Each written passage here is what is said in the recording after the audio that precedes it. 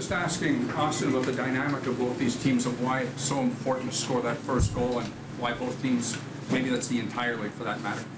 Well, I think just getting started on time and you can be above the puck and you don't have to chase it and you don't feel like you have to chase it and make poor decisions. So, obviously it's worked better for us when we're ahead. I didn't think when we got behind in our building game 4, I didn't think it affected us. I thought we responded right away. But then when we got behind the second time, they scored right at the end of the second, right at the end of the third.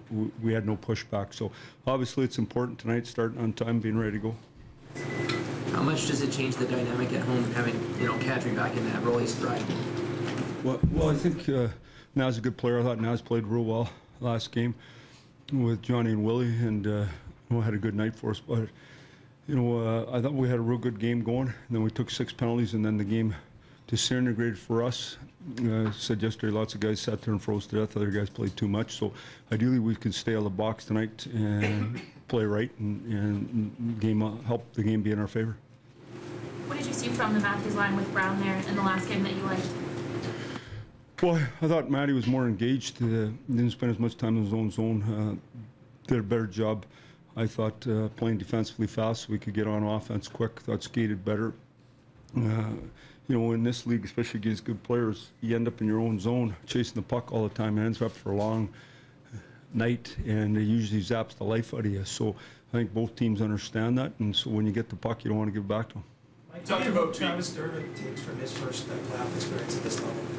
What are my takes so far? What do you hope he takes from this? Well, he's got a lot to learn. Right. Confidence is one of those things you got it one day in the National Hockey League, and then it goes away quickly, and you got to keep your nerve. You got to continue to make plays, and you got to be good defensively. But the defensive stuff stands out more.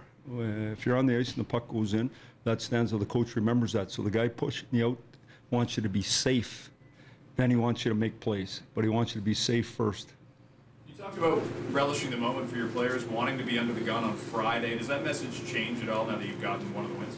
No, I don't think so. I talked about it yesterday. I think you want to consider yourself partway through your career, at least by the end of your career, that you're a guy who got it done at this time when it mattered. You're a guy who, I don't think you got to do special things. I think you got to do your job. If you all do your own job, you can be great together.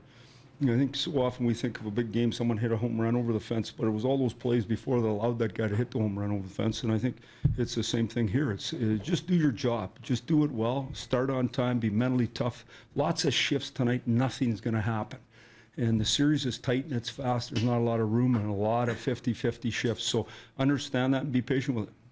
When you've been able to keep the Bergeron line quiet, what have you seen from those shifts? We have? I never said that. No, I mean, they're good players. They're good players, and they can play without the puck. So they get the puck back fast, and they compete hard and at a high level.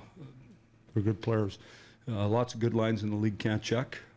They can do both. That's what makes them so dangerous. They can play against anybody at any time.